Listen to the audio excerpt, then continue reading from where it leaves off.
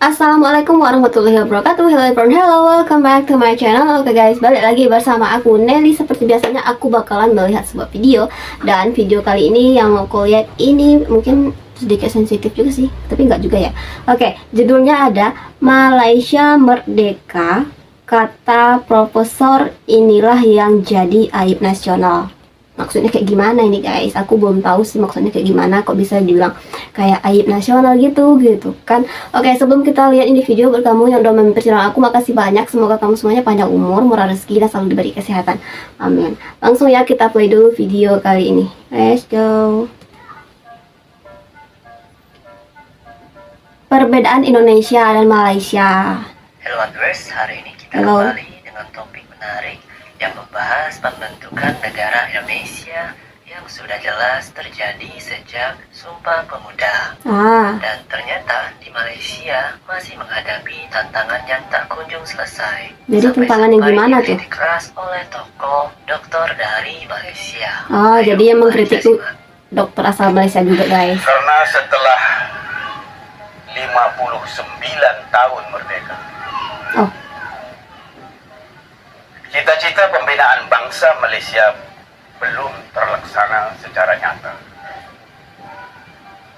Kita ada rakyat Malaysia, kita ada warga negara Malaysia, tapi belum wujud secara nyata dan konkret yang namanya bangsa Malaysia. Berat ya topiknya ya. Mungkin kita boleh bersetuju dengan apa yang disebut oleh sahabat kita, Allah yarham, Rustam Ihsani, yang pada tahun 2006, 10 tahun yang lalu, beliau mengatakan dalam bukunya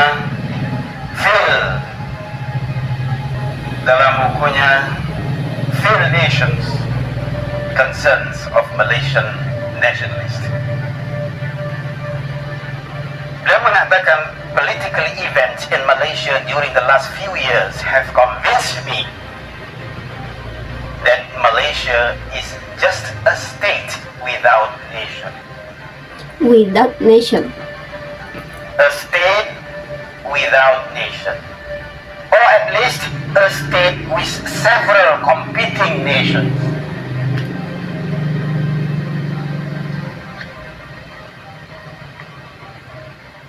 Rustam Ihsani menyebutnya sebagai concerns of Malaysian nationalists.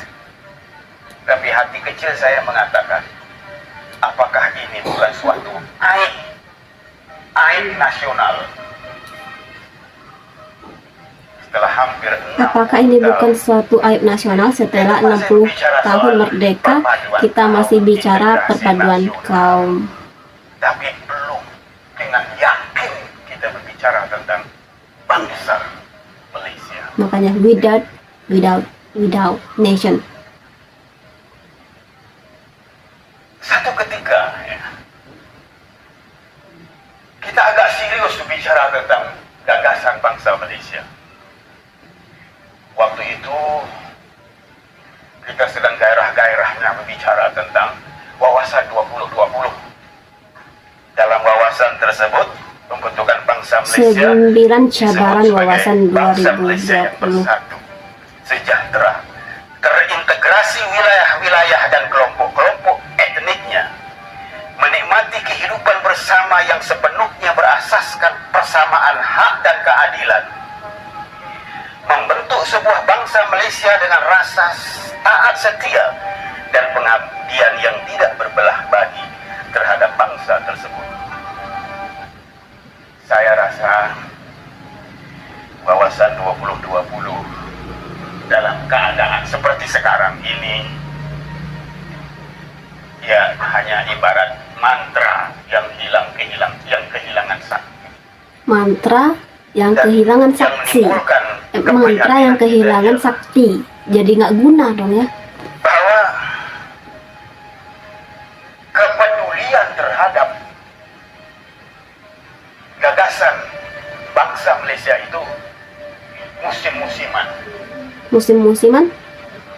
Ada waktunya kita serius, ada waktunya kita lebih bergairah berbicara tentang sentimen perkauman.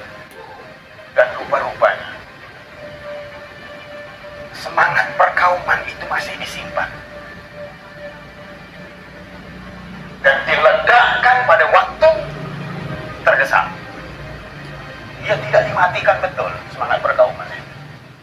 Disimpan, bila terdesak, maka sentimen perkaumannya itu dibangkitkan. Tadi disebut oleh Profesor Syahrudin tentang Indonesia. Di Indonesia ada satu konsep yang namanya wawasan Nusantara. Wawasan Nusantara ini adalah shared values and commitment yang menyatukan ribuan pulau dan ribuan etnik Indonesia yang mereka ungkapkan dengan Bhinneka Tunggal Ika. Bhinneka Tunggal Ika, berbeda-beda tetapi Jadi kita tetap masih satu. terus terokai, ya, terus terokai the shared values and commitment itu. Jadi saudara sekalian, itu yang kita maksudkan dengan apa? Kepelbagaian dalam bingkai kesatuan. Kita bisa saksikan penjelasan tadi, itu merupakan seminar 7 tahun yang lalu. Oh. Tapi persoalan kebangsaan di Malaysia Itu seminar. rupanya tak kunjung selesai juga. Selain itu ada video lain tentang permasalahan ini. Video ini merupakan seminar 2021 kemarin. Di 2021 belum terlalu lama Dan ya. kita paham kemerdekaan kita berbeza dengan Indonesia, berbeza dengan Singapura, berbeza dengan Thailand, berbeza dengan negara orang. Kemerdekaan kita, waktu kita merdeka tahun 57, rakyat kita tidak bersatu. Ah, Kita ada sekolah macam-macam. Kita tidak ada satu sekolah yang sama. Akhirnya, kita memahami negara, bangsa kita nak bentuk istilah kita sebut bangsa idaman. Bangsa yang ada dalam otak kita saja. Tapi belum terwujud sehingga sekarang. Parti ini tak bangsa Malaysia dalam otak saja. Bangsa idaman tapi belum wujud sampai sekarang. Oleh Toraza, si Otto Mahathir dan sehingga sekarang. Dan kita buat. Tapi kerana politik pelbagai kaum terancam. Bukan satu benda yang mudah. Misalnya waktu kita perkenalkan dasar kekayaan kebangsaan tahun 71, dasar yang kita letak dan akhirnya tak dibuat pun. Buat rukun negara tidak diletak. Kerana kita betul-betul berlaku selepas 13 ni. Dasar yang baru kita tidak bincangkan sangat. Luasan 2020 itu saat yang paling sesuai. Kerana ekonomi kita berkembang. Gaduhan tidak ada, kerajaan kuat. Tapi berlaku krisis pada tahun 1928, Krisis. maka kita step down dan kita tak bincangkan. Kerana itu pertama kali ditulis ataupun dibincangkan oleh kerajaan bangsa Malaysia hanya pada tahun 1992, 28 Februari. Pada itu kita tak pernah ada kata bangsa Malaysia. Walaupun banyak sarjana mengatakan bahawa ucapan Dr. Mahathir itu adalah sebenarnya daripada idea Ustaz Sani kerana dia bekerja di ISIS pada waktu itu, tapi tidak jadi masalah. Maksudnya kajian dah serius, kita nak buat bangsa Malaysia pada waktu itu.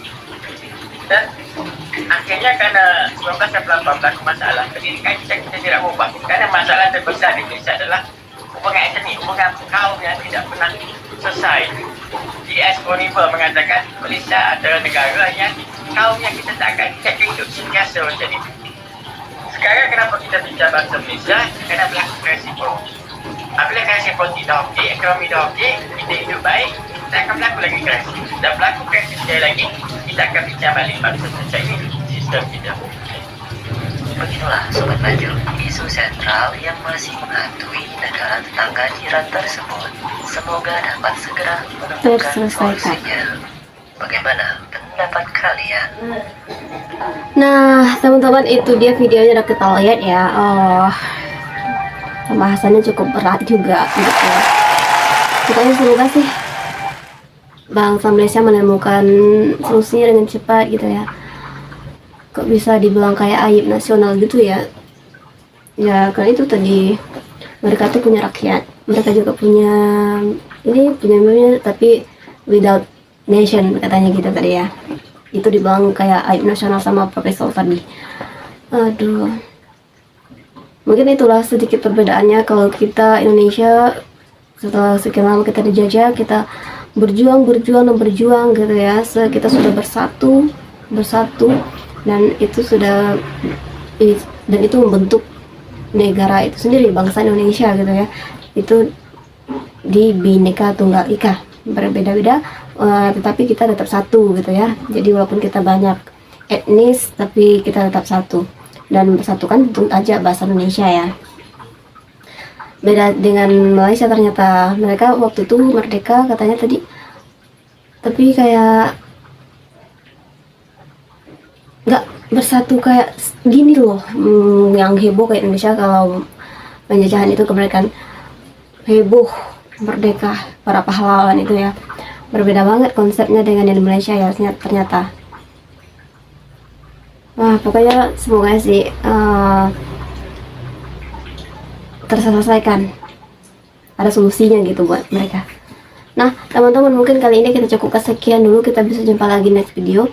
Don't forget like, comment, share, and subscribe. Jangan lupa loncengnya diaktifkan juga. Oke, terima kasih. See you. Bye bye. Assalamualaikum.